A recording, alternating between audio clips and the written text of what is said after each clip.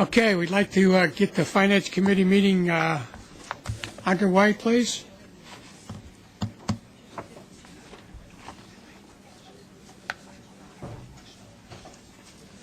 Gary? Yes, Mr. Chair, we have 19 public speakers today. The first is Ms. Catherine Weil.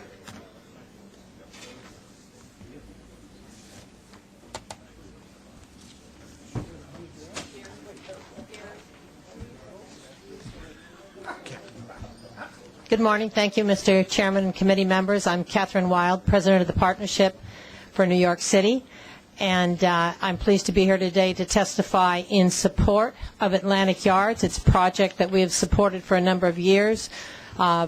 We consider this to be an important step, particularly now in a faltering economy and with the credit crisis. The fact that we have some key projects that can move forward, particularly across the 5 boroughs at this point in time, is more important than ever. We understand and have reviewed some of the redesigns in the project, the changes in terms, which I think are reflective of the realities of today's economy, but keep this a quality project and will allow bring the nets to Brooklyn. This is, we see, something that can help further diversify our city's economy and create a new source of revenues and jobs that goes well beyond Wall Street. We think it's an important project, and we hope you're able to support it. Thank you.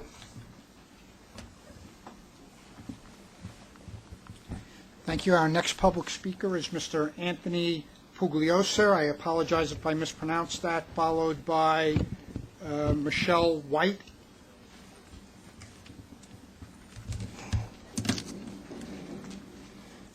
Good morning, good afternoon. It's Anthony Puglisi. My name is Anthony Puglisi, and I'm a member of the New York City District Council of Carpenters. I'm also a New York City taxpayer, resident, and MTA card user, and rode the subways and paid for over 45 years. And I would like to take away, being this is a Finance Committee meeting, to suggest the ways of increasing revenues for our city, which would increase services to people of New York City, senior citizens, and whatever. Why not build a sports complex which can be used by communities, which can be used by schools, over an area where you have the 3rd largest hub in New York City? Over 10 trains, many buses, Long Island Railroad, sit where we're speaking on Flatbush and Atlantic. Let's build a complex there which would generate the money for the city of New York right here where we're ready to go. And I think on other times I've spoken on other issues, but as financing and ways of generating something where your trains will be packed all the time, where people will be utilizing to come into that area, that's a perfect spot to utilize it compared to what you have there right now. Thank you for your time. Have a great day.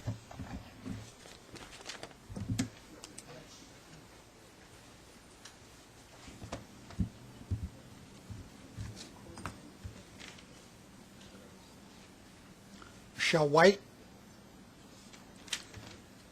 Next speaker is Mr. Jim Vogel.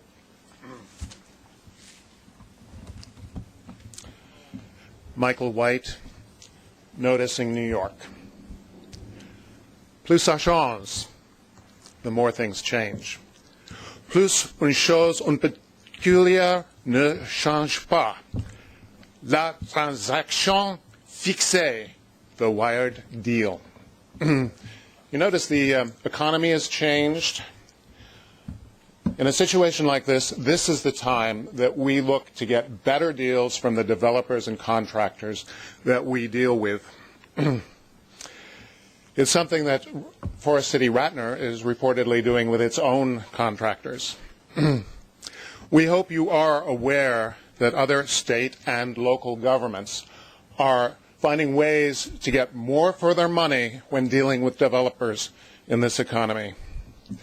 And yet, we are proposing a bailout for a financially weak developer, a deal that is in every way worse for the public and in every way better for the developer. A project of less value under the rubric of value engineering. Less money from the developer for the MTA in its time of financial need. Less will be done by the developer up front, and the delivery of public benefit is being postponed. So much has changed. I offer you my written statement about everything that has changed. Kathy Wild says she's been supporting this project from the beginning. Not this project, I'm sorry. But one thing has not changed. The idea that no matter how much about this project changed, it still needs to be voted for because this is a wired deal. It wasn't long ago that my job consisted of advising members of public agencies such as yourselves on their duties and responsibilities. You have a fiduciary duty. It is a legal responsibility. The changes have made perfectly clear that there is only one thing going on in this transaction, and that is the only reason to approve it now is because the deal is wired. Thank you very much. And I have a written statement that I will turn in.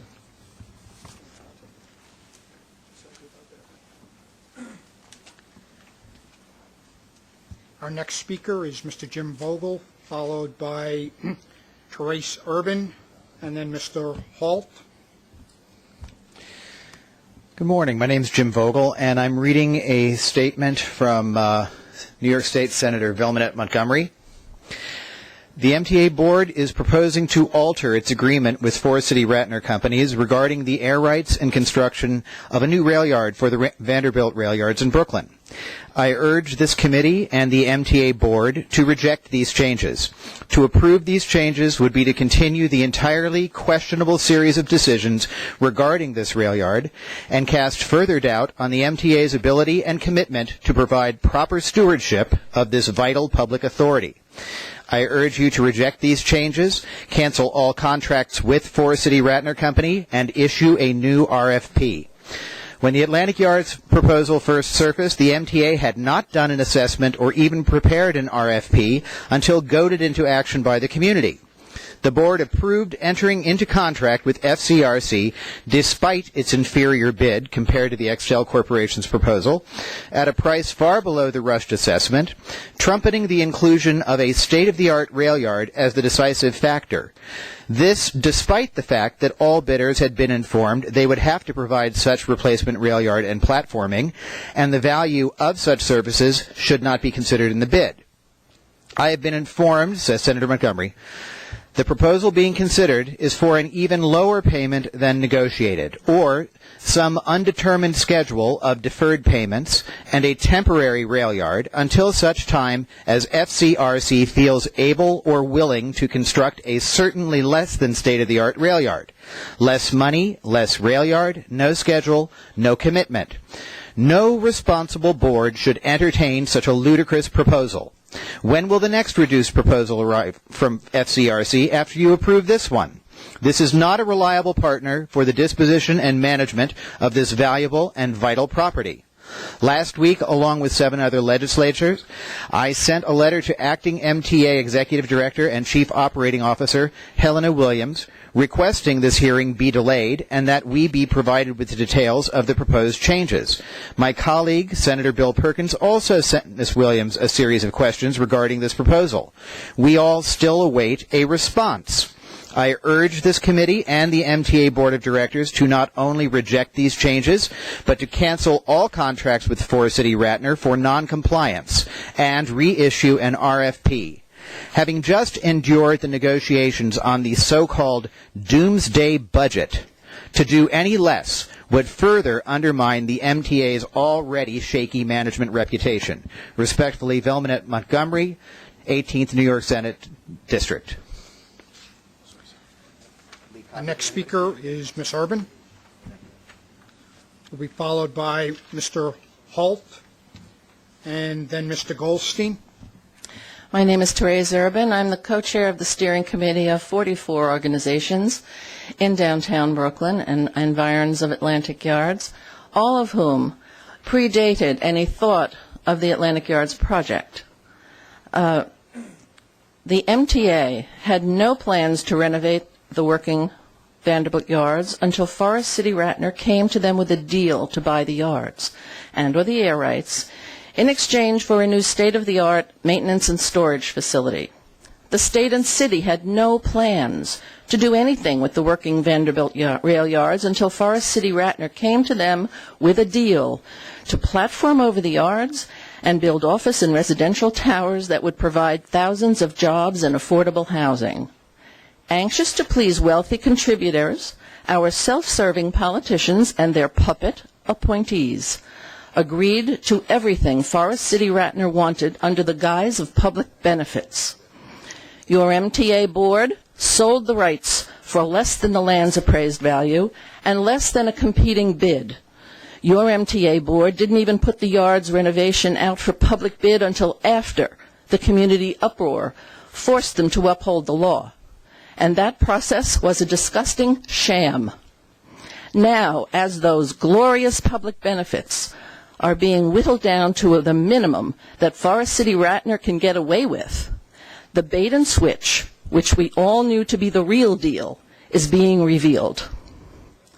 During the years since Forest City Ratner got the deal on this, and I quote Charles Ratner, great piece of real estate, unquote, we understand land appraisals have tripled in the footprint, anticipating the need for a huge appraisal to get the top subsidy dollar for the planned arena. The 8+ acres of Vanderbilt rail yards are now much more valuable than they ever were.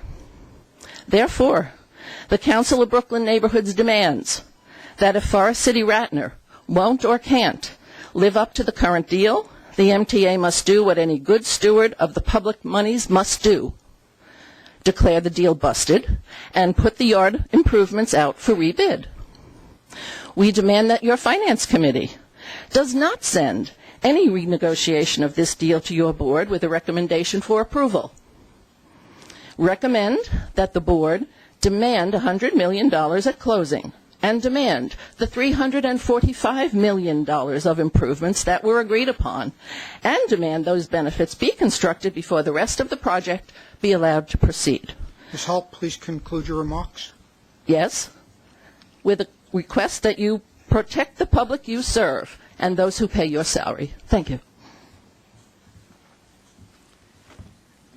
Our next speaker is John Holt.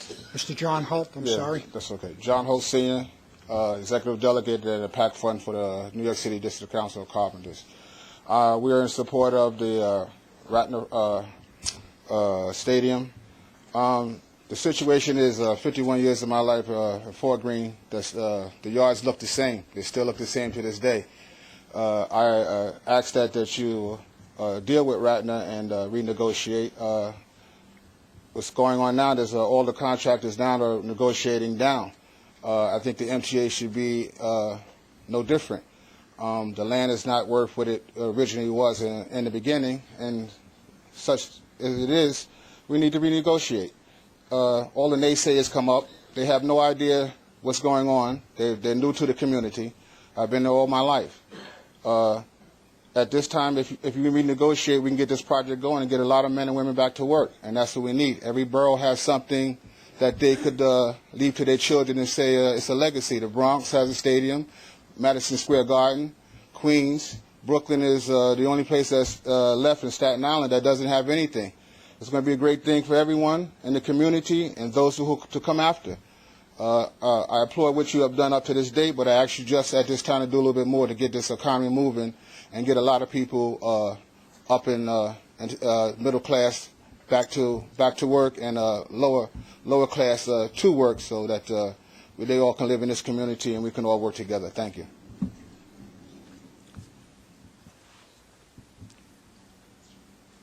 Our next speaker is Mr. Daniel Goldstein, who will be followed by Mr. or Ms. Dunbale. Thank you. My name is Daniel Goldstein with Develop Don't Destroy Brooklyn. This is the Forest City Ratner proposal that was given to the MTA in just about 4 years ago. It appears to be a piece of fiction now, a novel. And the question is, if Forest City Ratner has defaulted on this proposal that you all accepted 4 years ago, why is he being rewarded with major concessions that would basically bring... We don't know. It's hard to comment when we don't know what the new agreement is. Reports are $10 million or $20 million up front and then who knows what with the rest. The improvements, so-called, to the rail yards would actually reduce the capacity of those yards to the MTA. There's been talk that no platform would be built over the rail yards, which was the main purpose of this project, to cover that rail yard. The economy has nothing to do with this new agreement. Forest City Radnor could have closed on this deal any time over the past 3 or 4 years since it was approved. But they didn't, and now they're crying poverty at the expense of strap hangers and taxpayers and the general public. There is absolutely no reason to make this deal. As others have said, the rail yard should fetch much more than $20 million or even $100 million, even in this economy. The $100 million was less than half the appraisal. The economy has not changed to such an extent where an 8-acre rail yard in central Brooklyn is worth $20 million. On top of it all, nearly all of the public benefits, alleged public benefits at approval, are gone. The arena is a money loser for the city. There's no promise to build the affordable housing. There's no money for the affordable housing. The office jobs are gone because there's no office tower that would be built. The urban room amenity is gone. There is no Atlantic Yards project, so there's no deal to be made. And as others have said, your fiduciary duty requires you to get the best deal possible for the rail yards, not to make the best deal possible for an individual developer who has defaulted on his commitments. There is a better way forward. The better way forward is to issue an RFP as soon as possible. You will have bidders as long as it's a fair, competitive, real RFP. And there is a community plan to develop those rail yards with a lot of density, a lot of units of affordable housing, and union construction jobs. And that project, if you put it out for bid, could be built quickly instead of the 20 to 30 to 40 to 50 years of blight that this developer has created. So step back and do the right thing. You have the opportunity to do that. You always have to raise fares. That's understandable. But you do not have to do this deal, especially when it makes no sense for the riding public or the taxpayers of New York State. Thank you.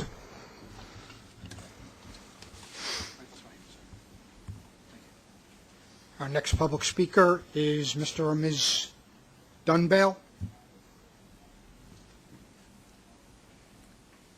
followed by Mr. or Ms. Coteen,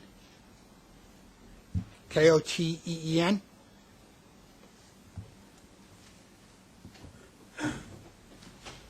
Mr. or Ms. Char, Chair.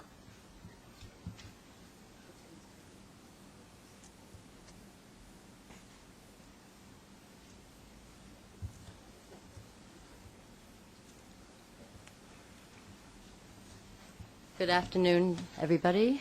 My name is Lucy Coteen. I am the president of a political club, CBID, Central Brooklyn Independent Democratic Club in Brooklyn. And I just have a few comments. I was looking at the AM New York paper this morning. Riders unaware of new fares, and then strap hangers get more yuck for the buck, which is about the cutbacks in services for cleaning the stations.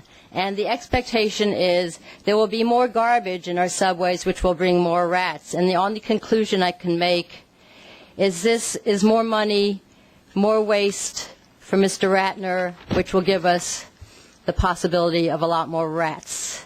And we have often compared the name of rats and Ratners because this project has been a fixed project since the beginning. It has nothing to do with wanting or not wanting this project. This hearing today, your decision is about the MTA's fiscal responsibility to its riderships. Your responsibility is to the ridership and not to a well-connected developer. We do not need a sweetheart deal for the developer, Forest City Radnor. That is not your job. The alleged benefits of this project have disappeared, and this is an outright bailout for a corporation that is a multi-billion-dollar corporation. And I just want to comment, I am not paid to be here, as many of the people sitting over here are paid. I don't have a paid button or sign I'm wearing. I take my own time, and I'm here because I live in the neighborhood, and I've lived there for many, many years, and I have been a responsible citizen, and I am outraged by the possibility of this bailout going to a project that has very, very few benefits. And as Mr. Goldstein stated, there's a much better way to move forward, and that is to issue a new RFP. And as the senator stated, our state senator, Velma Montgomery, stated, it is time to move forward. It's time to scrap this project and do the responsible thing. Please pull the plug on Atlantic Yards now. It's a taxpayer ripoff. It's always been a taxpayer ripoff. It just went from a very bad project to a much worse project, and I hope you'll do what is fiscally responsible and not just be the pawns of someone else's game. Thank you very much.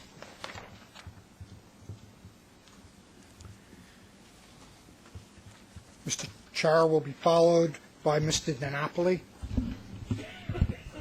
Thank you, Mr. Chairman and members of the Finance Committee. My name is Joe Chan, and I am president of the Downtown Brooklyn Partnership, a not-for-profit local development corporation whose mission is to advance the economic development of the downtown Brooklyn area and grow downtown Brooklyn into a diversified and economically sustainable urban center.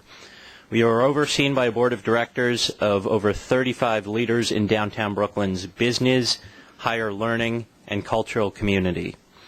I'm here today to express the Downtown Brooklyn Partnership's strong support for the Atlantic Yards project. Over the last 2 decades, downtown Brooklyn has enjoyed a period of historic growth. In 1991, the first building in Metrotech Center was built by Forest City Ratner Companies on land that was blighted and underutilized.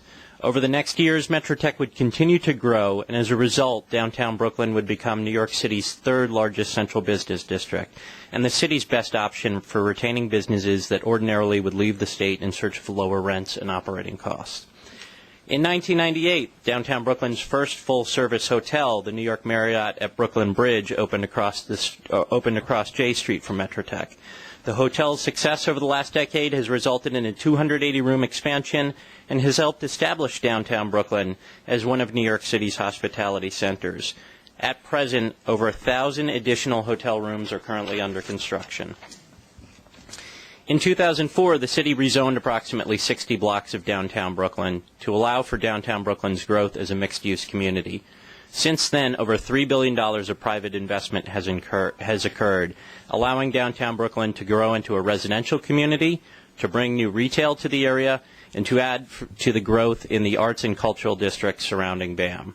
I mentioned these points in downtown Brooklyn's recent growth trajectory because we are at a critical moment in downtown Brooklyn's history. The Downtown Brooklyn Partnership cannot underscore enough how important the Atlantic Yards project is going to be to the future of downtown Brooklyn. It will provide a much-needed infusion of jobs and economic opportunity at a time when the need is great. It will transform what has historically been a gaping hole in the borough's landscape into a diversity of uses that will better connect to the surrounding communities. And it will bring downtown Brooklyn, a downtown to a borough of 2.5 million people, its first arena, its first Major League sports team in 51 years, and its first venue for big indoor events. In short, please conclude your remarks. Okay, thank you. In short, nothing could be more important for spurring economic activity in downtown Brooklyn. And given that and the developer's long track record of successfully completing large and complex projects that span multiple economic cycles, we respectfully request that this committee support the Atlantic Yards. Thank you. The next speaker is Mr. DiNapoli. Good morning. I'd first like to thank the committee for an opportunity to speak and voice my opinion. My name is Joe DiNapoli. I'm a business representative for the Carpenters Union, born and raised in Brooklyn, and yes, I come here today to speak in support of the Atlantic Yards. Let me first start by saying these are very workable negotiations that need to be proved to start a very much needed project that people need and must start to go to work today, not tomorrow. We all see that circumstances are changing nationally. They're changing week by week, day by day, and yes, even now, hour by hour. In lieu of the harsh economic climate, modifying these finances for this project into phases is not only feasible, but I feel very sensible. This project can generate billions of tax dollars for both the city and state of New York City. So therefore, in short, I say this. Please approve the general project plan to move this project forward. to help the economic stimulus of both the state and city of New York, the borough of Brooklyn, so that all people looking to go to work in the near future can and will be able to. Thank you. Thank you. Our next public speaker is Mr. Ray Bugaris, who will be followed by Mr. Martino. Good afternoon. My name is Ray Bugaris. I work for the New York City District Council of Carpenters Labor Management. I'm also the Financial Secretary of Local Union 926 in Brooklyn. The Carpenters have supported Forest City Radnor not for just the last 5 years on this project, but for well over 20 years. I was actually on one of his first projects in Brooklyn back in '91, and then a few years later on 4 Metrotech. If there's any contractor that can basically get through these economic times, bad times, is Forest City Radnor. He has the monies available, he has the knowledgeable people, and he has the reputation. Years ago when he first came here, he built up the area, and when there haven't been any problems as far as accidents and anything detrimental. And through the last few years, he's basically gone through all the adversities of the litigation, and he's still, moving forward. And he's definitely positive for this project, and he's definitely positive for Brooklyn, which would definitely put a lot more people to work and generate more income for Brooklyn. So thank you very much.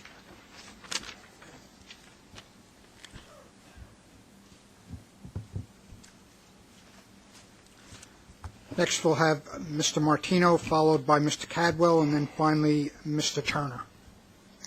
Good afternoon, everyone. My name is Pastor Martino. I'm the senior pastor of the Tabernacle of God's Glory Church. And my primary concern is working with the homeless and the underprivileged.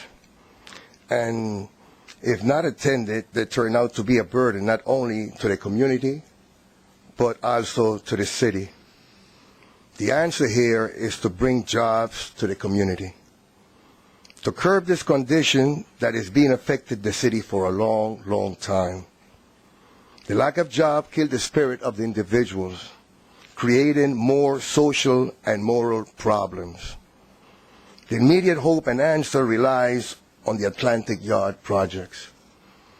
I have seen Mr. Ratner working with the community where he had built up shelters and helped out to repair places in the community, also with our church. The city has fallen into a recession and has affected blacks and people of colors, and poverty has taken over our neighborhood. The Atlantic Yard project is the answer for jobs, affordable housing, and yes, an arena to present our own team. We have waited long enough. Gentlemen, you have the power, you have the authority to bless and endorse this vision. Coming upstairs, I saw a sign by the elevator. He said, be part of the solution. May God bless you. The next speaker is Mr. James Cadwell, followed by Mr. Turner, who will be our last speaker. Good morning, Mr. Chairman and committee members. My name is James Caldwell, and I am the president of Brooklyn United for Innovative Local Development, better known as BILL. First of all, I'd like to say that I'm very appalled that the opposition can come forth and say that our community is paid to come here to speak. Yes, I am the president, and we do, we're a nonprofit organization, and yes, I do get a salary. But the people that I brought here with me today, I brought about 15 people here with me today, they do not have work in our community. I'm also appalled with the fact that people can come in the community and just overlook us in the community. The true story is, New York City talk about 10% unemployment. I'm here to tell them, be very candid, in the black community, it's 50 and 60% of black men and women that don't have jobs in our community. And for the opposition to walk in here and talk to you all like that you all are nothing, knowing that you serve our community and knowing that we ride the subways too, and for them to walk up in there and say, because I have a button, if they wanted a button, I could have gave them a button, but to say that we are paid and this and that. I've been living in my community, this community, for 51 years. My mother came here picking cherries from South Carolina because she wanted something better for her kids. So yes, Mr. Radner has worked with our community, have supported our community. Unfortunately, elected officials don't do enough in our community. So yes, we go to Mr. Radner asking for help to make our community better and to create jobs for people in our community, because we need jobs in our community. So we're asking the Finance Committee to support Mr. Radner. When people talk about, well, the land is worth this, the land is worth that, when this economical downfall, everybody in the world needed help. Even the President of these United States of America had to write a stimulus check for $787 billion. Why? Because everyone was suffering. So, so Mr. Radner, they fall in that same category too. We need for you all to support Mr. Radner, because when you support him, it brings jobs to our community. I'm speaking on behalf, over the past year, there's been over 1,500 people that walk in our office at 485 Hudson Avenue looking for jobs. And because of working with Mr. Radner and CWE, Custodian for Workers Education, and Joe Chanham downtown, we've been able to get over 200 people. Please conclude your remark. Yes, we've been able to get 200 people's jobs. So we're asking you today to support the Atlantic Yards project, because it is very critical to our community, and yes, we are a part of the community also. Thank you very much. Thank you. Our last public speaker will be Mr. Scott Turner. Good morning. I'm Scott MX Turner. I'm from Develop, Don't Destroy Brooklyn and an organization called Fans for Fair Play. You must be exhausted. After 5.5 years of all this rhetoric, you must be exhausted. I know the chair is a little exhausted. I don't think there'll be a halfway walkout. I saw him working his BlackBerry during Mr. Goldstein's speech a little earlier. I'm sure there's not a halfway walkout here. Let me just say, this is not a fair hike vote that the Finance Committee or the General Board is looking at. You're not caught in the middle. You will not have both sides coming down on you. And I sympathize every time a fair hike comes up. I know how hard it is. I know none of you wants to boost fares on riders. I understand that. This is not that. You have a choice. You have a choice to do something that truly serves strap hangers and taxpayers by not giving Bruce Ratner a sweetheart deal. This is a finance committee. It's not a hopes and dreams committee. Most of what For City Ratner puts forth is completely non-quantifiable.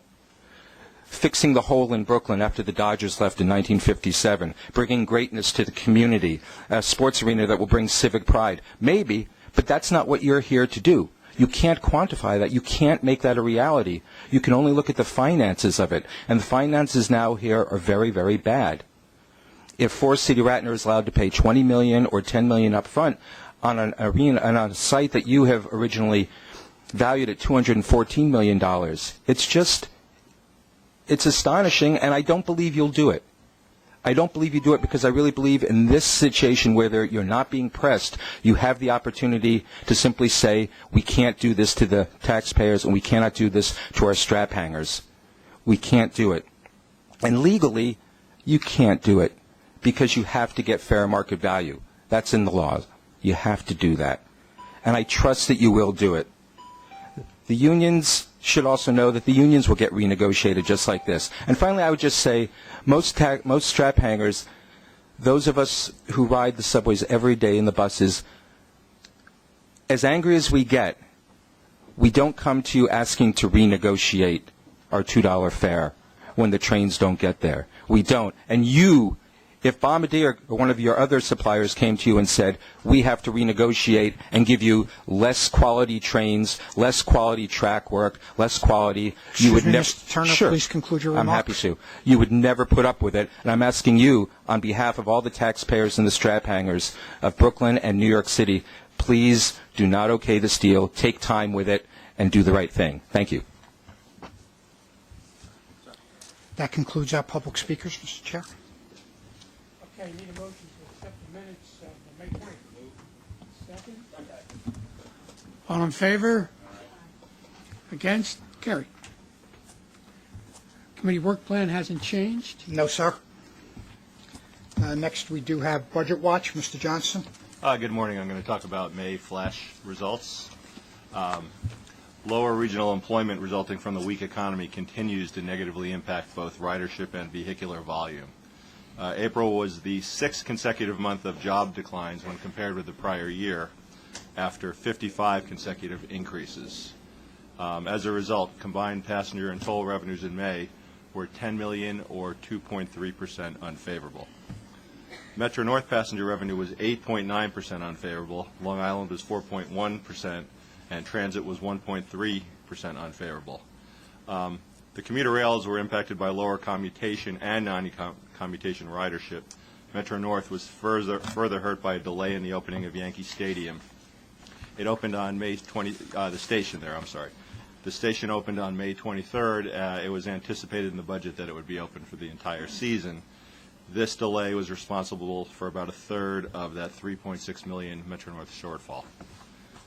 Toll revenue was slightly unfavorable for the month as a result of the reduced volume from the economy and a slightly lower average toll. Moving to expenses, they were $31 million unfavorable for the month, or 4.8%. Most of that had to do with higher pension costs and paratransit costs at transit. That was partially offset by lower fuel costs at the agencies. Year-to-date expenses are pretty much on target. They're $26 million favorable, which is less than 1%. Lower costs for fuel, health and welfare, and professional maintenance services were primarily responsible for these savings. Debt service costs were higher for the month due to timing, but on a year-to-date basis, they were on target. Moving to subsidies, where we continue to have some shortfalls.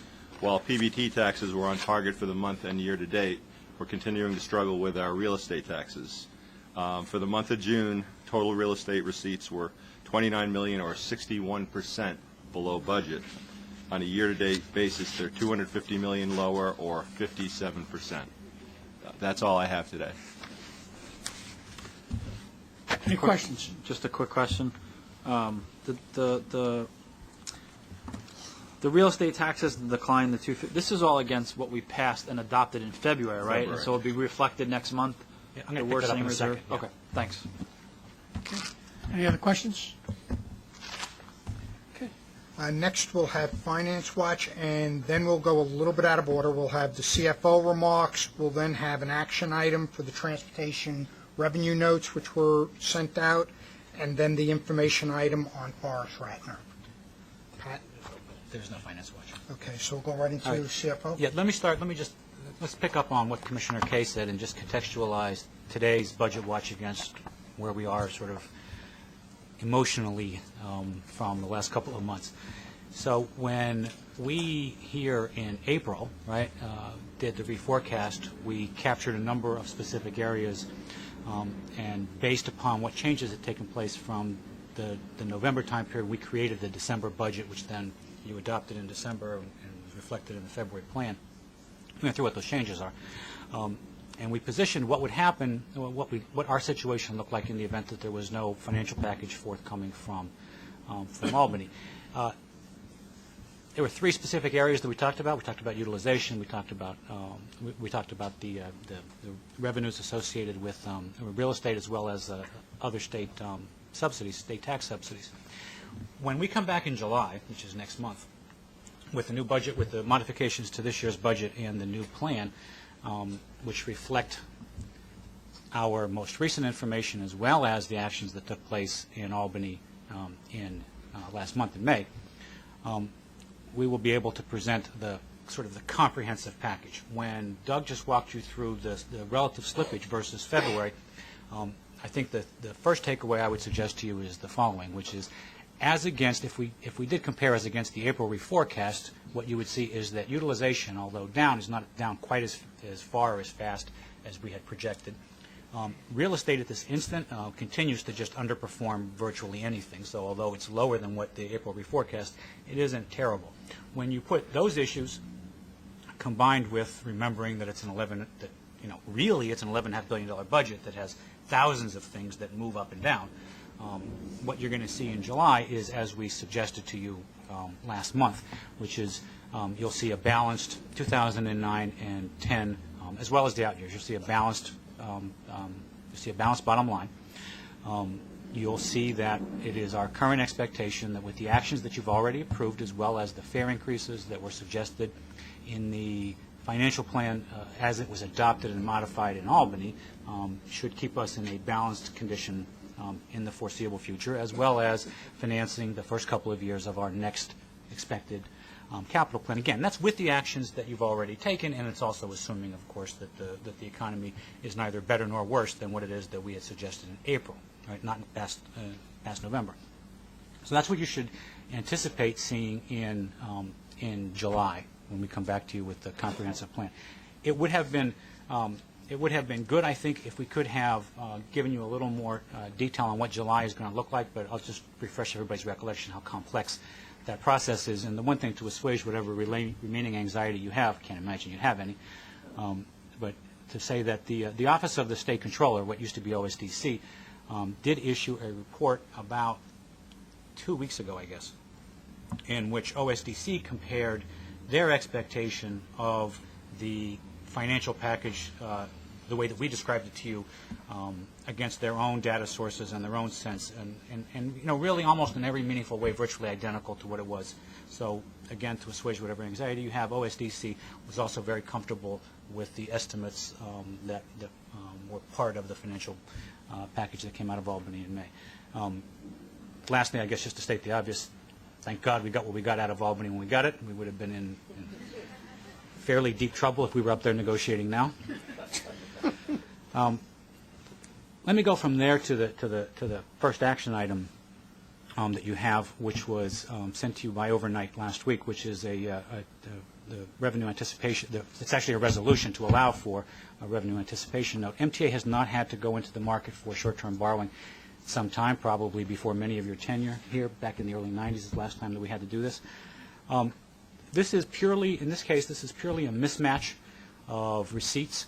And that mismatch is caused by two principal things. One is that the state MTOA payments, which are sort of the bundle of state tax proceeds, do not come to us in a steady month-by-month amount. The state, particularly recently, last couple of years, and certainly this year, has backloaded, meaning that they have, at the very end of our calendar year, our fiscal year, paid the bulk of their money.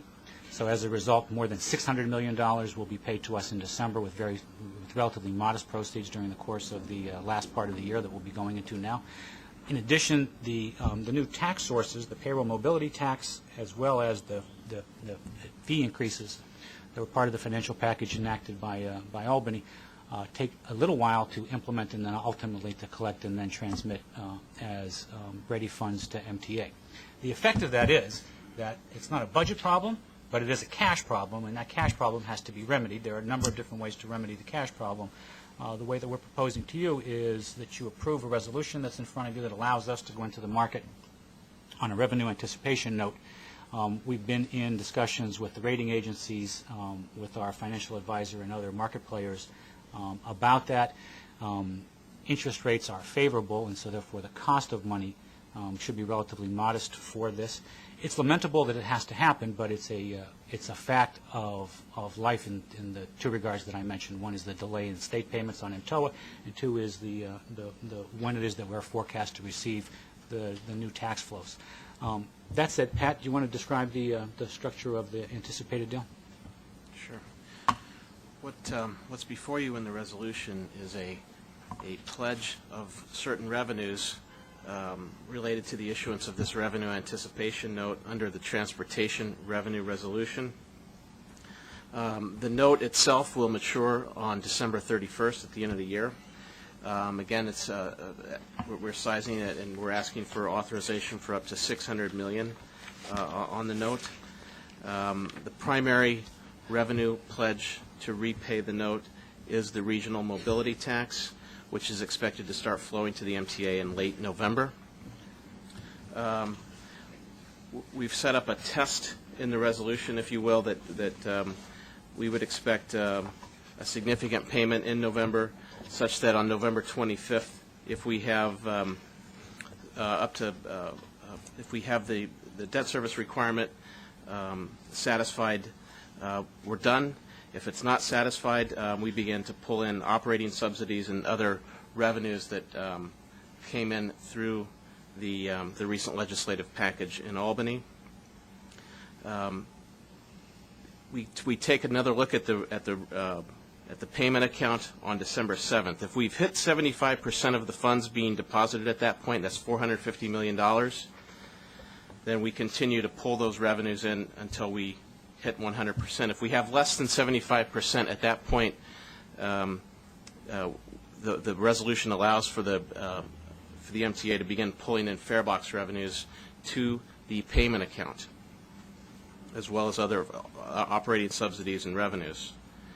It is expected then that by December 16th, we would be fully funded with all the various revenues pledged to the note. We are in the process of talking this through with the rating agencies. We don't know what the rating will be. When it comes to determining what the cost of the note will be, it's at this point very dependent on the outcome of that process. Pat, so just to clarify, the first lien for these notes will be the regional mobility tax and the other new basket of taxes. That's correct. And then it's a third lien on the fare box after the liens for all of our bonds that are secured by the fare box? TRB. Second correct? after TRB, after the existing indebtedness. This is structured as a TRB credit. Okay. After debt service requirements are met on transportation revenue bonds, right? Okay, and I assume the rating would take into account the fact that we have this backup ledge. Right. But before we get to the point where fare box revenues would be applicable to being eligible to be pulled in, we've after the debt service requirements are made on the dedicated tax fund bonds, TOA money, MTTF money, station maintenance payments, 18B payments, as well as tri-borough monthly surplus, all become available for payment on the note before we hit the fare box. Okay, that was what was confusing me a little bit. So first you have the payroll mobility tax. Then you have a wide range of other taxes, including the new basket of taxes as well as existing dedicated taxes. The primary ones being, of course, MTTF and TOA, and those contain really the petroleum business taxes, which are the core of those taxes, as well as the business surcharge tax. All of those subject to the prior lien of the debt we have outstanding. Subject to the first, obviously, the first lien on those revenues goes to the dedicated tax fund. Okay. The only revenues that haven't been pledged to anything at this point are the payroll mobility tax, as well as those other surcharges and fees, like the taxi cab fee and the license fee and the motor vehicle registration fee. Which are not yet in our pockets, hence the need to do this, because the debts are piling up. Correct. Can you give the committee a sense of what range of interest we might be paying on these notes? We're obviously seeking the highest short-term rating, and we believe that if we were to receive that, we would look for a cost of funds in the 40 to 60 basis point range, roughly. If we do not get that highest rating, we think there's a fairly wide gap after that would put us in the high 1% to 2% range for the note. There's some uncertainty there, but there seems to be a wide spread between the highest and the second highest short-term rating category. So we all have to say a prayer that we get the highest rating on these. It is structured to get the highest rating. I mean, so I think everybody gets a little bit of anxiety about the way it's structured, but it's structured for that Well, with that backstop, I would think it would be. It should be, right? Yeah, it should be. But we know how we can rely on our friends at Moody's. And finally, negotiated sale, which I think is appropriate since this is a new revenue source that's untested in the market. So I think that's a wise idea. That's correct. And this we're proposing that this would be negotiated with Barclays, who is one of our 3 rotating senior managers, and Ramirez and Company is the MBE-owned firm that would be appointed as special co-senior on the transaction. Those numbers that you just quoted, the range, that's all costs inclusive? No. That's the interest cost on the note. No. There would Just be the interest cost? That's just the interest cost. What are the non-interest costs related to this going to be? Well, the biggest piece of that is the fact that because it's an obligation under the resolution and would fall into. Let me try to pick this up. There's a Yeah. Obligations of the MTA are covered by the state bond fee obligation under the which is a statute and creates a problem. It was not intended to cover situations such as this without question. It is substantial on an issuance of this size. It could be as much as $4.5 or $5 million, depending on what we actually hit the market with. And we So are we're going to have to give the state $5 million just for doing this. We are temporary.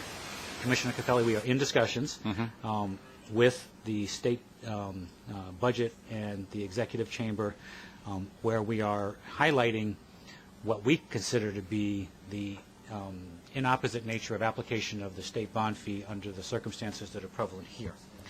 I can't tell you right now that I know what the outcome of those discussions will be, other than we are engaged in them. And if I have resolution by the time we discuss this on Wednesday, I'll advise you of that. But it's an obvious issue. That's why we've taken it on. So, thank you. In all of this, what is the actual cost to the MTA of doing this? well, until you have the ratings, so therefore we get a sense of what the all-in interest cost is going to be. But if you assume, as we are for this purpose right now, that we have to pay the State Bond Act fee and we get the highest rating, and it transacts at more or less the level that Pat suggested, I think the total cost was about $7 million. Am I correct? It's about $7 million. The State Bond Act fee being the biggest piece, which is Right. $5 million. And $2 million being the debt service. Right. The Well, interest. you have the interest costs, you have rating agency fees, the compensation to the underwriters, but those So in the because $2 million range. So because the state of New York is not doing what they're legally obligated to do, the strap hanger and the commuter is paying $7 million for basically nothing. Well, redacting only the legally obligated. I'm not. Go ahead. I can come back to that. No, but, I don't. but- I don't want to debate with you because No. we're all here on the same I side understand. of this issue, Mitch. But that's the end result of all of this. Look, I think the point is it's obviously. How about this? We'll agree. It's certainly ironic. That's a good word, Gary. I would agree. It's certainly ironic, and hopefully, again, I think I have great confidence in our continuing partnership with State DOB and the second floor that they'll see the logic of our position and they'll be fans of a little less irony. But regardless of whether or not they exempt us from the fee, which we clearly, which based on the assumption of the highest rating is the higher part of it, making that assumption, it's still costing MTA and the riders money to do something it shouldn't otherwise have to do. I think regardless of whether we get out of the $5 million fee or not, which is clearly circular because they're not doing something they're being rewarded Now, let me by just- $5 million more. Let me leave out the last part about the rewarding, right? Because Okay. again, that suggests motivation, and I can say without question there's no motivation here. But let me go to the next point. Right. They have their obligation is to fill out the approach, right? Which, at least in my experience, other than a couple of times that you're familiar with, they tend to live up to their obligation in the state to fill out the approach. I believe they will fill out the approach. I don't have any reason to think otherwise.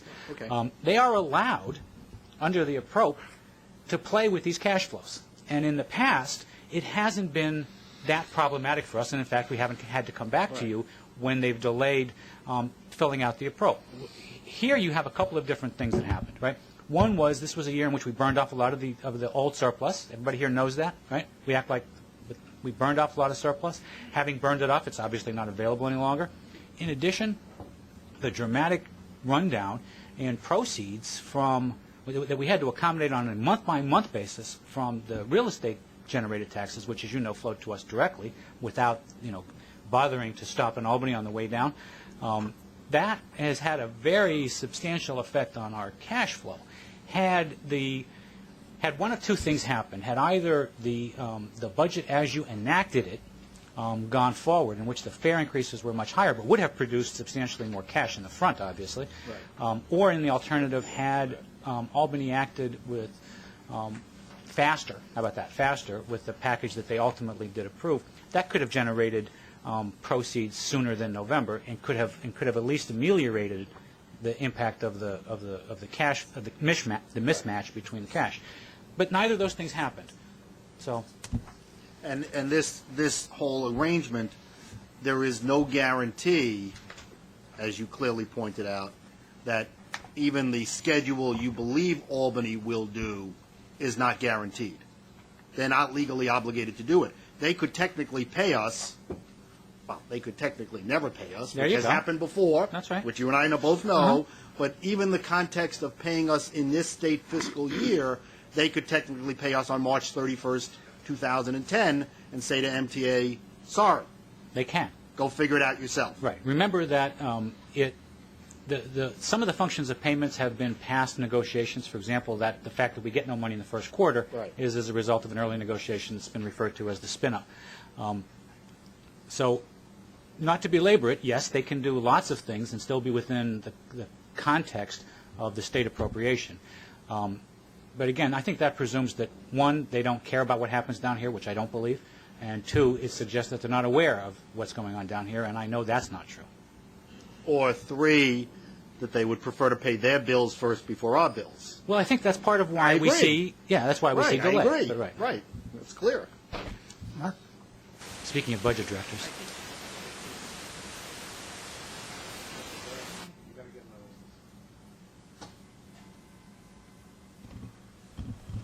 I think that it's worth noting that, as Gary was describing the difficulties that this agency has been having because our revenues in the economic downturn have been going down and our expenses have not been going down similarly, that you inevitably ride down the amount of cash cushion you have to operate with. If we had a larger cash cushion, we could deal with more delay in our revenues.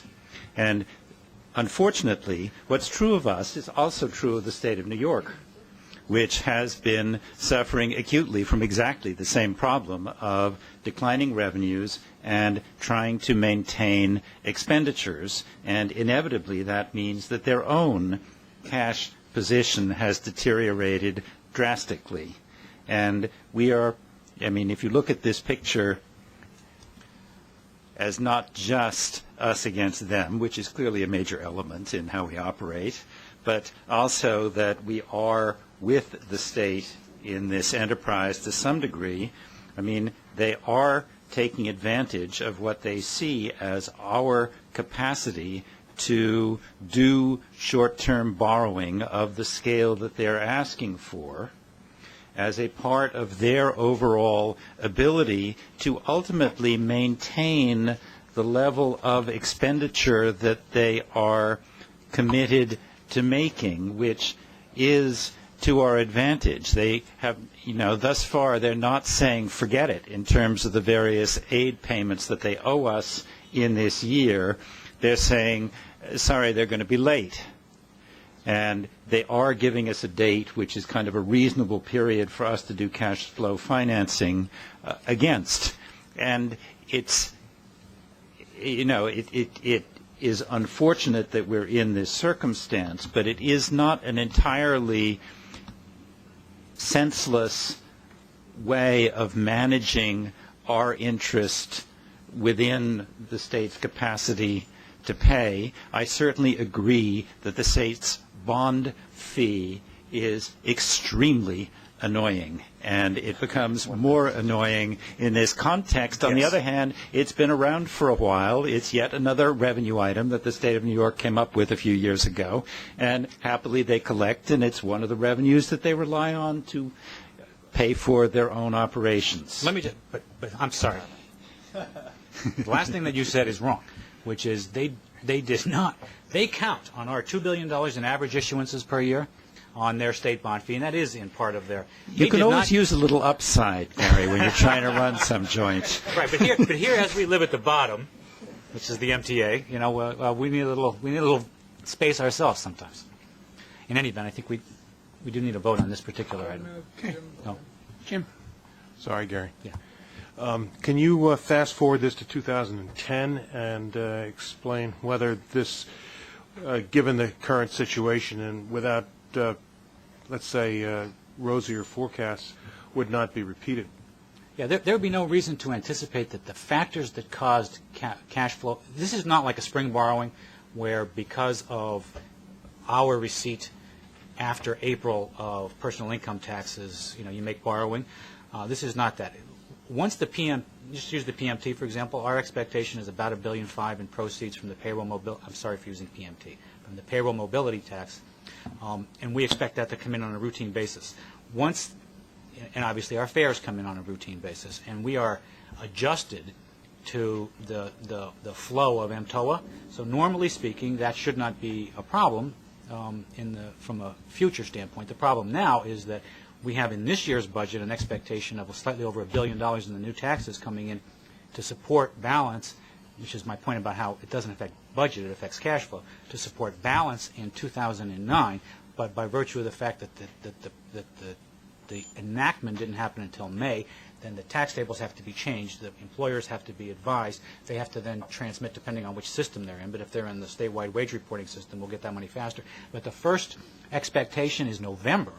But once we're past that, November of this year, 2009, once we're past that, it should be routinized, and like our other proceeds, we should see it evenly throughout the year, which solves the mismatch, right? So my answer to your question is my expectation is this should not be a recurring thing. No, I was thinking as much as anything about the MTOA. Well, I mean, they have done this in the past on MTOA, including as recently as last year. We had almost an identical situation, but last year we were able to structure ourselves to be able to accommodate that, and normally we can accommodate flexibility at the $200 million, during the course of the year. It becomes much harder when you're laying $200 million against $200 million against $1 billion. There that's just not cash flow anymore. So I don't expect it to be a problem in the future, though.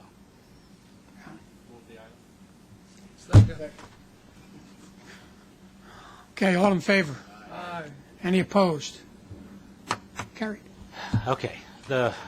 Carried, back on. Yeah. So the next item is let me explain why it's an information item. So this is the Atlantic Yards discussion. You now have in front of you a document that has a 4-page staff summary and then a summary of the principal terms that's attached to that. That's another 5 or 6, 5 pages. After that, you've just been given that.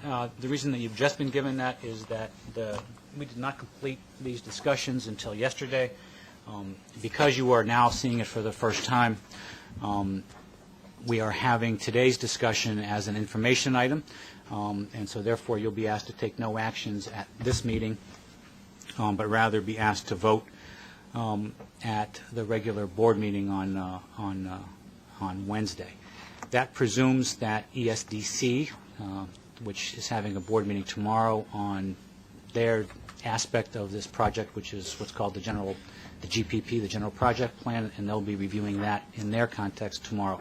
So everything that we're having is a conversation about expectation that that ESDC does advance from their vantage point, and therefore when it comes to you on Wednesday, it is ripe. So let me describe a little bit about what's happened over the last couple of weeks and our discussions with the Forest City Ratner team, and what it is that's in front of you. To refresh everybody's recollection, the original transaction, the terms of which you had approved in 05 and 06, provided that Forest City Ratner would, upon closing of the property, pay $100 million in cash at closing, and would also perform two other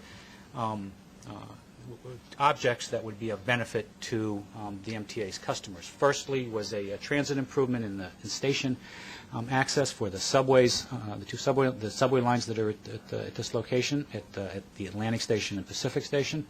And secondly, in terms of the three objects, was a new improved yard for the Long Island Railroad in a displaced footprint from where the yards are right now. That was the basic structure, although that deal was never papered. That was the basic structure of what it was that you had approved in 2005 and then again in 2006. The arrangement that's before you today differs in some regards, but not in others, and I want to try to describe it both in terms of what it is and where I can in terms of how it differs from the original proposal that you saw in either you or your predecessors approved several years back.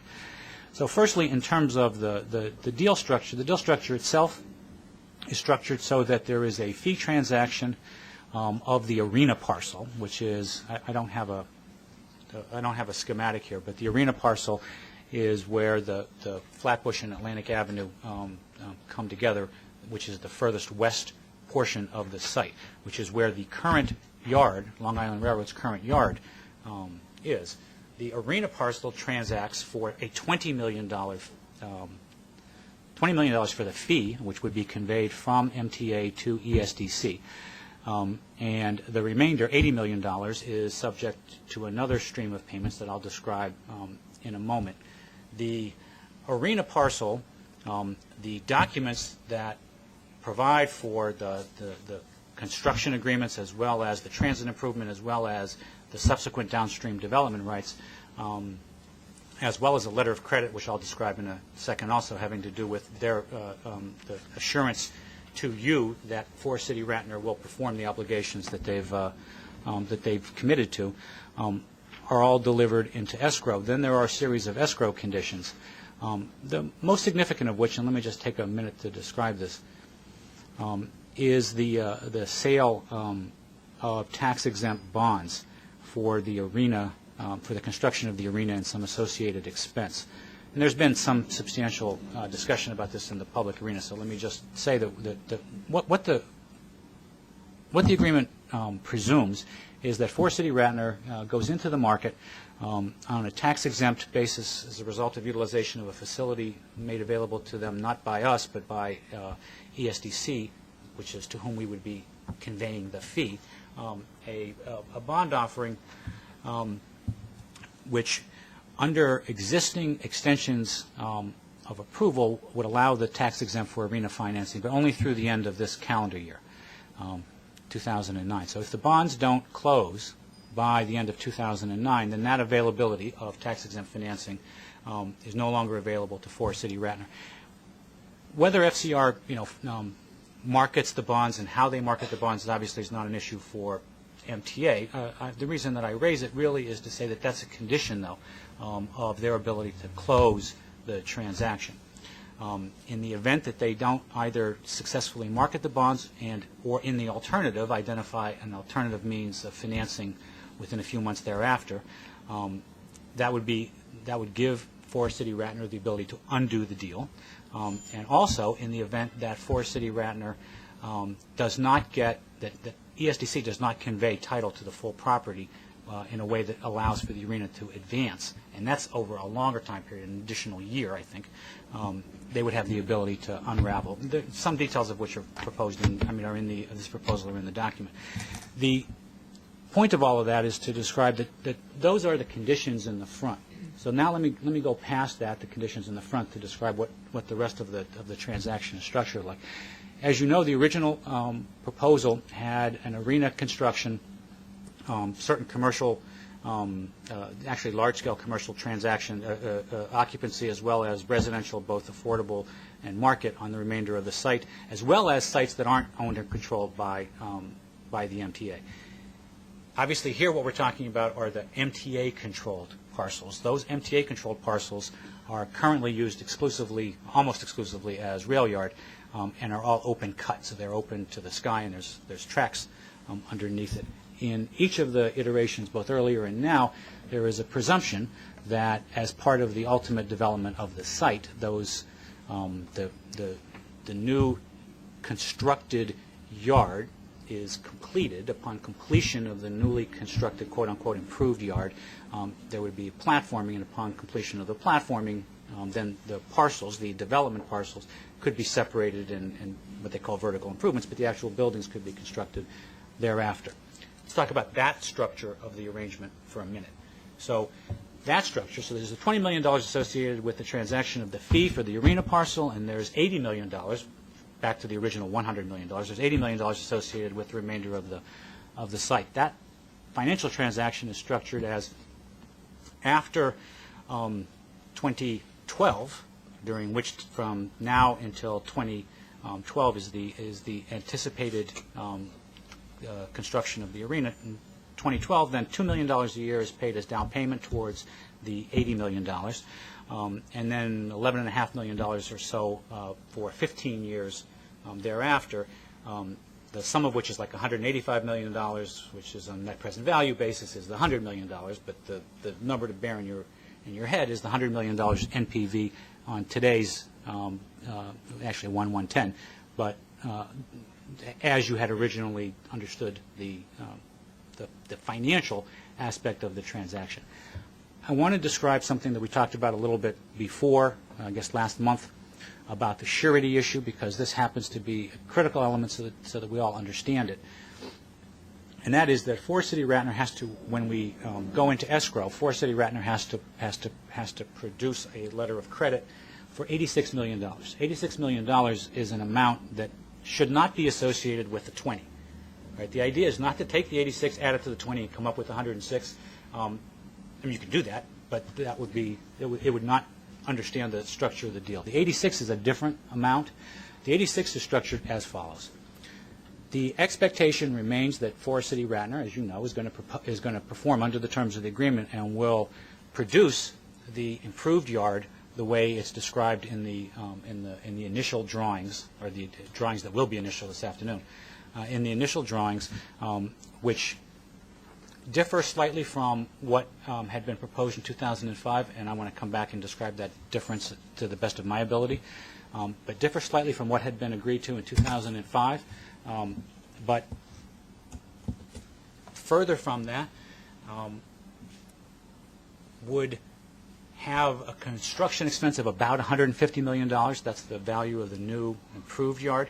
86 is not the 150. 86 is an amount in today's costs that are associated with what is the how much would it cost Long Island Railroad in the event that Forest City were to fail to perform, so that it has a functioning, not the best, but a functioning yard that doesn't impact the transportation purposes the way we described in this context before, to ensure that no matter what, there's no circumstance under which you've approved a transaction that actually compromises, irrespective of market conditions or performance, that compromises transportation purposes. So this is that assurance. So the assurance is the letter of credit in the amount of $86 million issued by a financial institution rated at least A. If it is A or below, if it is A or above, it's fine. If it drops below A, then the developer is obligated to substitute for a letter of credit that is A or above. So that's the $86 million. Back to the yard itself. The original yard was expected in the 2005 iteration was expected to cost more than that. The value engineering was a process that went through the railroad's professional staff and leadership of the railroad, worked with and their consultant, worked with Parsons Brinkerhoff and other consultants from Forest City Ratner to devise a permanent yard that delivered what it was that the railroad needed, which was obviously a step higher than the default condition, but not quite as good as what was in the original. Frequently it's true on value engineering, not quite as good as what it was that we had hoped. But capacity-wise, structure-wise, amenity-wise, the railroad believes that the improved yard is consistent with what the original MTA Board approved project was. Now there is differences to capacity. It would hold fewer number of cars, but would still allow for a western portal, which doesn't exist right now, as well as I said, other amenities. The railroad can provide details to that if you wish about the terms of the permanent yard. Let me raise also, with respect to the transit improvement, that's the subway entrance aspect, right?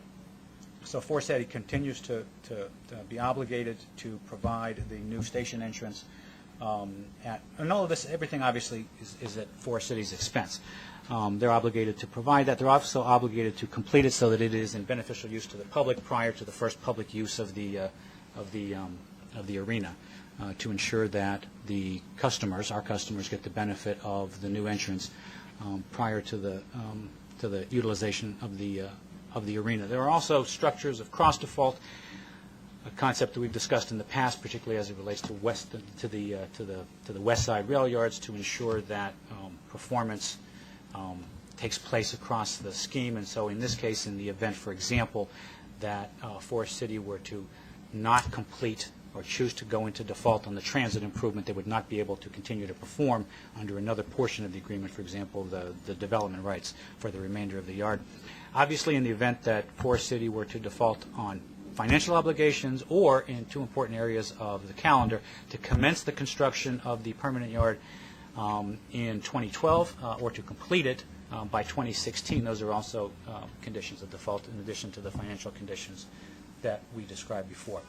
Forest City can take down parcels upon payment of the entire, these are the downstream development parcels. There are 6 of them. They can take them down in the fee. They can take the fee down upon the payment of the remainder of the net present value of those parcels, which are associated with their zoning square feet, right? That's the way the structure is. But they can't take anything down until the yard is substantially complete and operational. Any payments that they make, so the $2 million and the $11.5 million that I described on the payment schedule, which takes place over that time period, which can last as long as 15 years, are all evenly allocated, and so the remainder of the NPV is how it is that they would take down a development parcel. Lastly, let me just mention one other aspect. There's a naming rights agreement here. You know, we've discussed naming rights in the past, and you know, we talked about with the Yankees, talked about with the Mets. We weren't able to actually conclude additional financial terms in those cases, but there has been ongoing discussion, both in this committee and others, about other ways to generate funds in the agreement that we reached over the weekend with Forest City Ratner. There is a naming rights agreement that provides a 20-year agreement for $200,000 a year, where the subway, the subway, not the railroad, but the subway's stations would be renamed so that Barclays Arena would be in the naming of the. Additionally, now, the way that would, you know, sort of work actually is, as we go through things and can accommodate the name change, then we would do it as part of our normal business. Where Forest City Ratner, for example, is doing the new entrance, they would obviously produce the signs subject to our agreement in that context. If Forest City Ratner wanted to accelerate or advance the normal process of naming, of replacement of signs, that would be up to Forest City Ratner at their expense. So $200,000 is not to offset the expense of the signs. Obviously, it's to offset the. It's to increase the value of the transaction. I'm sure I've left various things out, but we can discuss this obviously more on Wednesday as well as now. The staff summary and the summary of the terms of the deal are in front of you. So let me just pick it up from there with whatever questions we have, and then we'll talk about it. Any questions? When this came up a month or whenever it was ago, we asked Helena about what kind of yard she needed for the Brooklyn shuttle service that would commence once Eastside Access was opened. Mm-hmm. And it seemed to me that she was pretty clear about needing the 9-track yard. That has now changed to where she can accept a 7-track yard? No. I think I was here when we talked to Helena, but I know that has not changed. Her view of what is necessary to run the, again, it's not that it's associated with Eastside Access, although Eastside Access is an important aspect of system expansion and the shuttle service for Eastside Access. The whole tenor of the Brooklyn service changed. Yes, is pretty important. And Helena's not here, but she is 100% comfortable that the railroad's acquiescence in this value engineering exercise, both on the non-performing as well as the performing, right, allows her to completely run the service that she needs and timely for the, which is really why the 4 years is described, right, is to ensure that when East Side Access opens, as it's currently planned, that they have the capacity for that service. So I don't know whether my memory is faulty or yours or neither, but she is comfortable on that issue.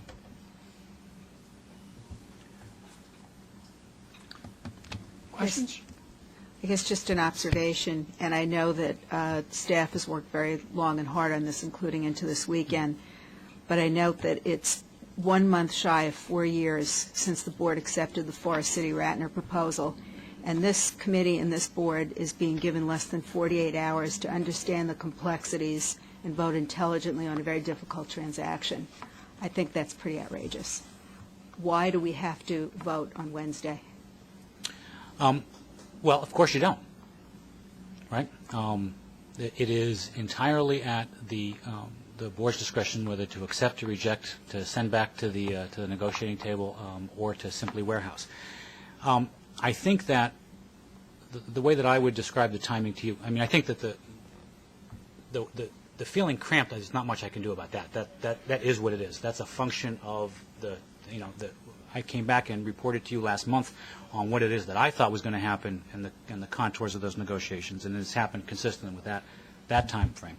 I think that in terms of why must it be now in the summer versus in the fall, I think that really relates to Forest City's desire to market their bonds as a tax-exempt issuance, where if the structure that allows for the transaction of the fee is not such that would allow for the marketability of the bonds, then the financial aspect of the transaction, as it relates to arena construction expenses that Forest City Ratner would incur, become less viable and perhaps not viable, although that is not something that I'm prepared to say from my own knowledge, because I don't have any knowledge about it. But I would be remiss if I suggested that it was something other than that's the principal driver of the timing, right? Is the arena. Sure. The construction of the arena through the issuance of bonds. How is the $20 million for the parcel under the arena arrived at? You know, like everything else in the package, it was part of the ultimate negotiations. We had, I would say, several sort of firm points that we were not really going to move on, and those had to do with ensuring the viability of the transportation project's timing and the rest, as well as that the net present value couldn't be less than what this board had already approved under a performing scenario, obviously. I would say to you that from my vantage point of conducting the negotiations, there are some things that we were more flexible on than others, and some of the timing of cash was one of them. I think that obviously from every vantage point it would be better to have $100 million at closing the way this transaction was originally described to the board, as well as the sense of what, and I also wish that economy was true today, because we'd be in better shape in lots of ways, and not suffering from declining ridership and the rest. That's not true. This is what's true. So that was a function of the negotiations. I probably don't want to, what was the quid for that quo? I don't know that there's value to that. I just wondered if the $20 million had anything to do with an appraisal of that particular part of the parcel versus the other parts. Yeah, I'm sorry, I didn't understand that. The original appraisal that was performed 4 years ago appraised all of the MTA's interests in that entire site. So it includes the 6 development sites plus the arena parcel. The MTA's ownership interest in the parcel that's been described as the arena parcel is a portion of the arena parcel. We don't own all of it. There's other portions as well. So when we talk about what was the original appraisal, it was for the entire site. We did not allocate sort of a zoning square footage against the arena parcel. It'd be very hard to do that anyway because of the fact that's a special use. Plus, in addition, as you know, this is an ESDC override, so it's not, sort of an FAR the way we would normally think about it and have described it in this committee before, with other projects, not this project.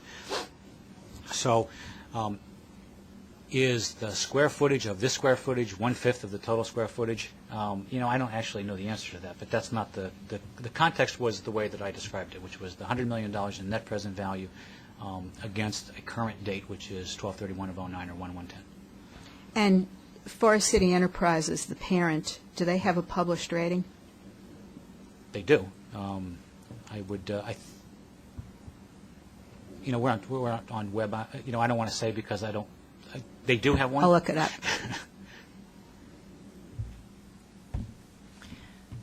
Gary, rail yards are incredibly valuable in urban environments, not just for present operations, but also for expansion of service, which is something we hope to see in the future. I come from an area that's rail yard poor, so notwithstanding that I value your opinion, I'd like more information on how the value engineering resulted in the decision of 7 versus 9 and 20 less car storage spots. Okay? Sure. I mean, and we can provide that from the Long Island Railroad either through a conference call or to you directly. Okay. Thank you. We'll talk about it. I think there are others who have similar concerns. Sure. Gary, not being an attorney, I don't know how contractually obligated we are to Forest City Ratner, but just out of curiosity, if one of the losing bidders in the initial deal in 2005 said, hey, our deal was better than that one, and we're willing to give you more at closing and all of this kind of thing, are we, and notwithstanding the benefit of having the nets in Brooklyn, obviously, are we contractually obligated to Forest City Ratner at this point? Are you contractually? Of course not. You're not obligated to do anything until the board obligates you. We are not obligated to perform any test until the board makes a judgment to do that. The reason that it's coming back for you is because this transaction structure is different than the one that you had approved in the past. It's not one of. There was an other that was Extel Development. If Extel Development were to make an unsolicited proposal at this point, it would be interesting. I don't. We would obviously disclose that to the board. I don't know what that would do. I would say that, though, this is not, as you know, this is not a great market to be out there on, transacting large-scale, development parcels that require literally hundreds of millions of dollars of pre-development expense before a vertical improvement can commence. It's just not. Sorry, has Forest City committed to a platform at this point? Their obligation to us is to perform pursuant to calendar obligations, right? So they have to the arena parcels, the way I described it. The development parcels, again, are commencing with 4 $2 million payments and then 15 $11 million payments from, and this sounds, I don't know how it sounds, but our financial interests and our transportation interests are paramount to us. The construction of the platform and the vertical improvements that would take place on top of the platform are very valuable, to our neighbors and to the general project plan that ESDC is concerned about. But I would say that our interests, if we were to prioritize them, our interests are transportation first and financial second. Those other interests are important to us because, again, they're our neighbors, but they're not with those first two. Jim. Gary, I have perused this quickly, and I'm afraid my memory's faulty on the schedule in the old deal for the delivery of the rail yard, the date that was due, and is that the same as the date that is proposed now? No, but I would say to you that that deal never got papered, right? So there were discussions and there was lots. But it was voted on. Yes, it was voted on, but it wasn't papered. And so the detailed discussions that we have had over the last several months, but particularly over the last 2 weeks, which have gone through in laborious detail these timing issues about when yard commencement must take place, what is an event of default, what are the implications of an event of default, what is performance. Those have really taken place just now. Originally, well, there was a different date for East Side Access originally, and there was also a different date for this. This was expected to be underway by now, obviously. When the board originally considered it in 2005, the expectation was that not that we would be in a pre-closing escrow state. It was expected that it would be in a performing state by now. But there have been delays for a host of reasons. Not MTA.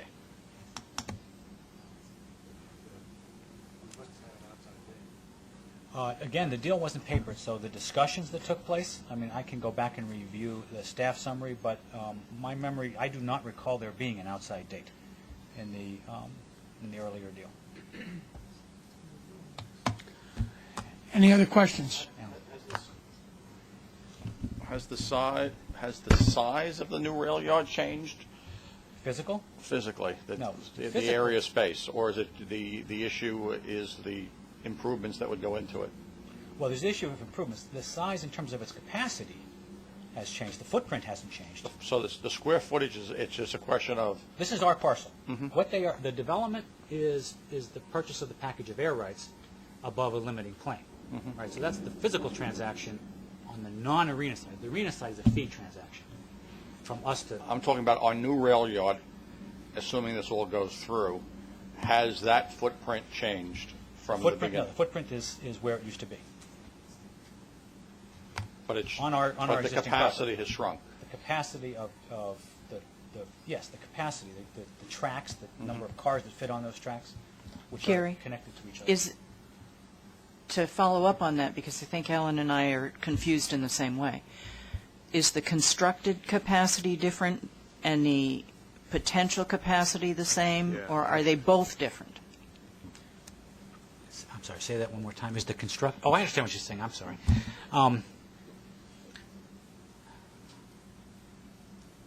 You know, I guess there's an issue having to do with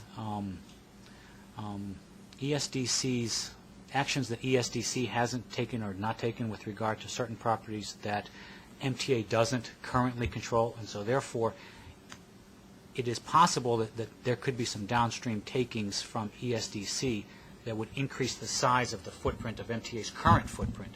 But in the simplest answer to your question, the footprint of the yard, which is what it is that we currently control, remains the same. Right? And the amount of developable air rights that we would convey remains the same. So therefore, the capacity would remain the same.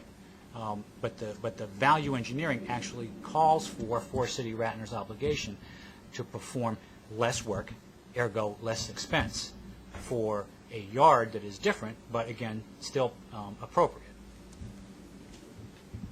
Gary, do you happen to know the dollar differential in providing MTA with a 9 versus 7 track yard?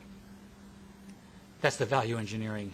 That was parts of the value engineering. I know that it went.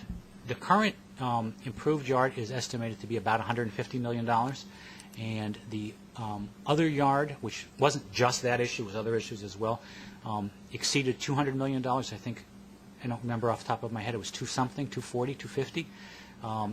Yes. And so the value engineering is what did the reduction. I don't know, but I don't know how much was capacity related and how much was other thing related. I mean, for whatever it's worth, I did not conduct that aspect of the negotiations, and so I'd be loath to.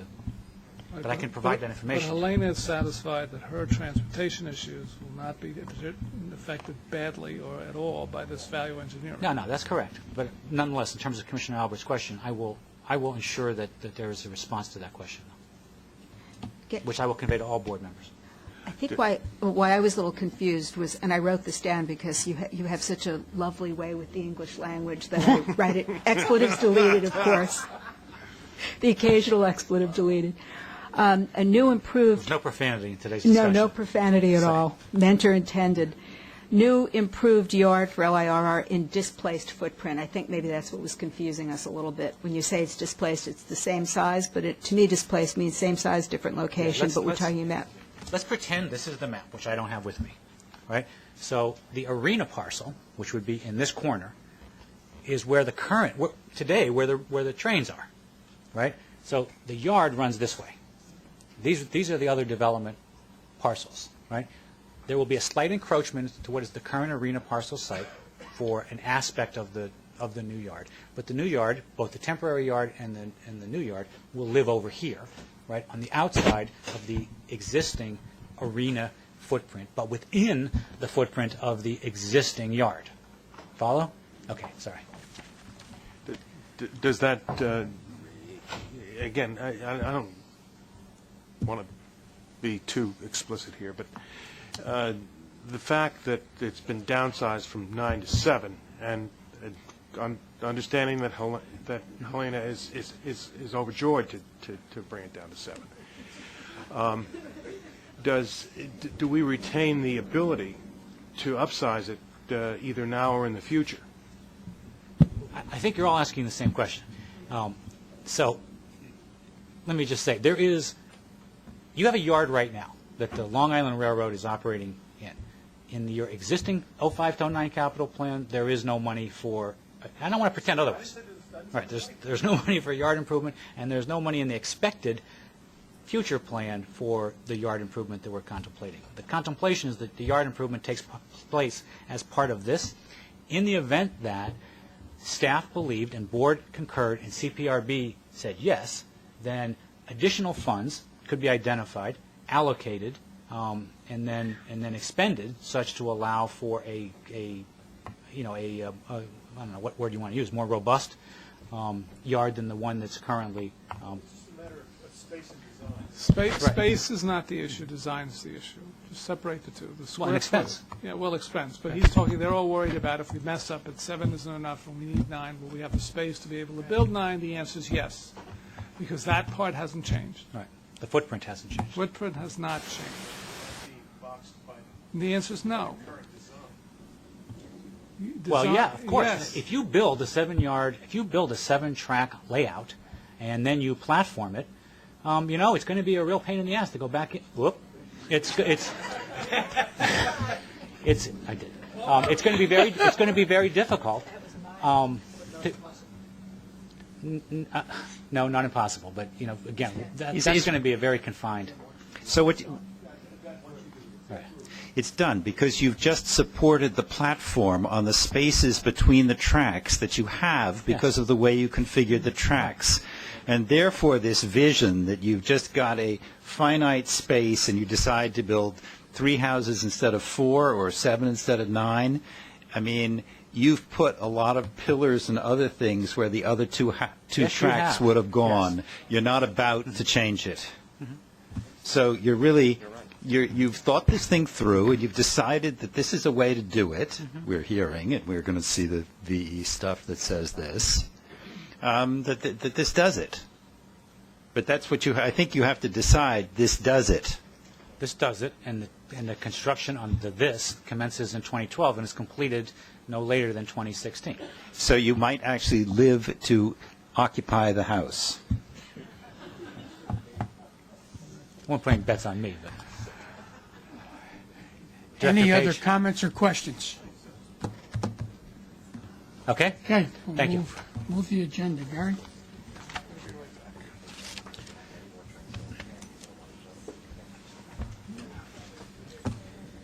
Coming back to the agenda, Mr. Chair, the next is a second information item, which each of the committee members should have received a draft copy of the MTA financial statements for the 3 months ended March 2009. These statements are still draft. They will be presented to the audit committee today. Sometime today. We hope. If there are any changes, we will notify the committee next month. Any questions on that? We also have another action item, which is the Public Works Enforcement Fund for 2009. This is on page 23 of your book and does require a vote. Can I get a motion? Second?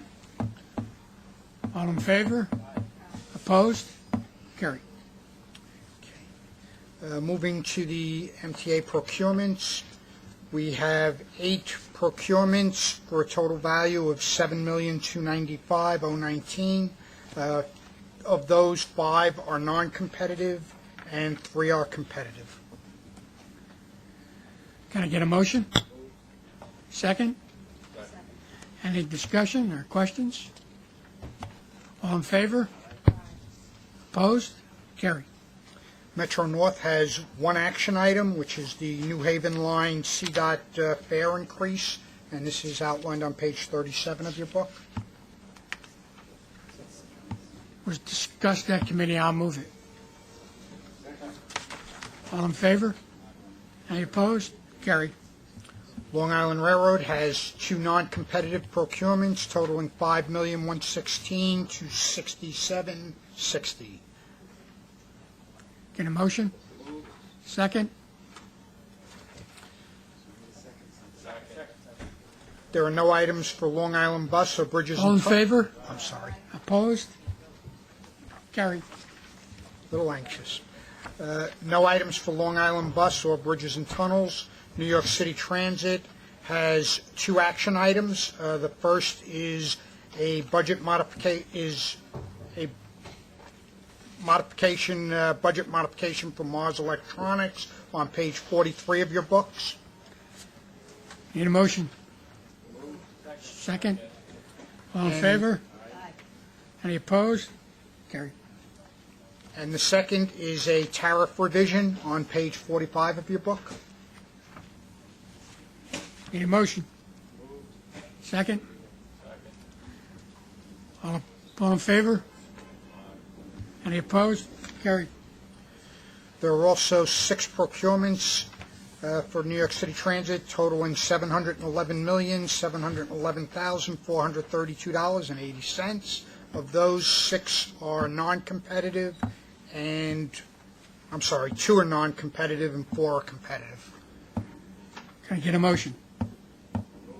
Second? Any discussion? All in favor?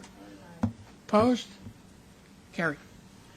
There are no items for MTA Bus. There is a walk-in item for capital construction, which all of the committee members should have received. It's for tunneling for East Side access. Need a motion? Second? All in favor? Any opposed? Carried. And there are no items for First Mutual Transportation. There is an executive session for a labor item. Need a motion to go into executive session? Second? Carried.